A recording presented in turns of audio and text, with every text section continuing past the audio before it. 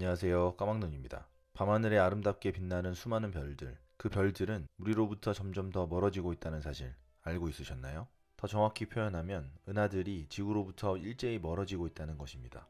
즉, 우리의 우주는 팽창하고 있습니다. 그렇다면 인류는 어떻게 우주가 팽창하고 있다는 사실을 알게 된 것일까요?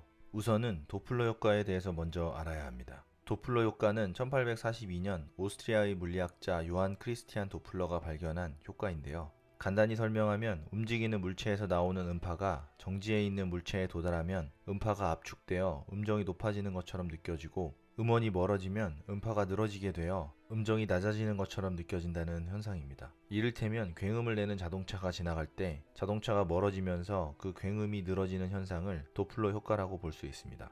그리고 1910년대 로엘 천문대에서 일하던 베스토 슬라이퍼라는 인디애나 출신의 천문학자는 먼 곳의 별에서 오는 빛을 분광기로 분석하고 있었고, 별들이 도플러 현상을 나타내고 있다는 것을 발견하게 되었습니다. 도플러 현상은 빛의 경우에도 적용되는 것이었는데, 멀어지는 빛은 파장이 길고 다가오는 빛은 파장이 짧습니다. 그리고 파장의 차이는 빛의 스펙트럼을 통해 색깔로 인식되며, 멀어지는 빛, 즉 파장이 긴 빛은 적색, 다가오는 빛, 즉 파장이 짧은 빛은 청색을 향한다는 사실을 발견하게 된 것입니다. 슬라이퍼는 최초로 빛에서 그런 효과를 관찰했고, 그것이 우주의 움직임을 이해하는 중요한 단서가 될 수 있다는 사실을 처음으로 인식했습니다. 그러나 안타깝게도 그는 아무런 영향을 남기지 못했습니다. 이후 20세기 최고의 천문학자인 에드윈 허블은 1919년부터 10년 동안 우주가 얼마나 오래되었고 얼마나 큰가라는 두 가지 궁금증을 해결하기 위해 노력했습니다. 그 문제를 해결하기 위해서는 두 가지 사실을 밝혀내야만 했는데, 그것은 은하들이 서로 얼마나 멀리 떨어져 있고 그것들이 우리로부터 얼마나 빨리 멀어지고 있는가 하는 것이었습니다.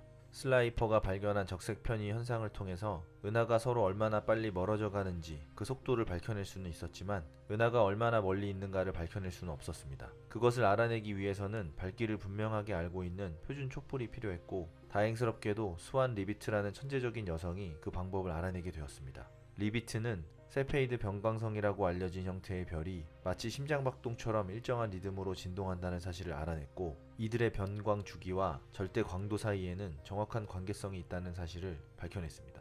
즉, 세페이드 변광성들의 상대적인 크기를 비교하면 서로 얼마나 떨어져 있는가를 알아낼 수 있다는 사실을 깨달았던 것입니다. 비록 그 거리가 절대적인 것이 아니라 상대적인 거리일 뿐이었지만, 우주에서 거리를 측정할 수 있는 최초의 방법이었습니다. 그리고 에드윈 허블은 리비트가 고안한 표준 촛불과 베스토 슬라이퍼의 적색 편의를 함께 사용해서 두 별 사이의 거리를 측정하기 시작했습니다. 결국 그는 우주는 우리의 은하만이 아니라 수많은 독립적인 은하로 구성된 섬 우주라는 사실을 밝혀냈습니다.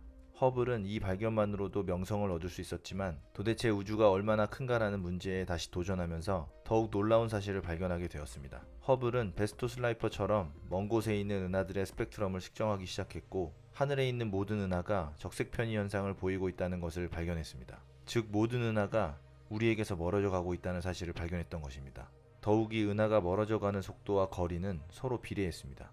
멀리 있는 은하일수록 더 빨리 멀어지고 있었던 것입니다.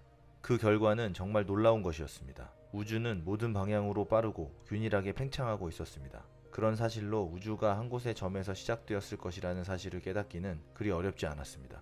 그리고 비슷한 시기에 르메트르, 프리드만, 조지 가모프 등의 과학자들에 의해서 대폭발 이론이 제기되었으며, 추후 이 이론들은 펜지어스와 윌슨이 뉴저지의 안테나에서 들리는 잡음에서 우주 배경 복사를 우연히 발견하면서부터 빅뱅 이론이라는 이름으로 널리 인정받기 시작했던 것입니다.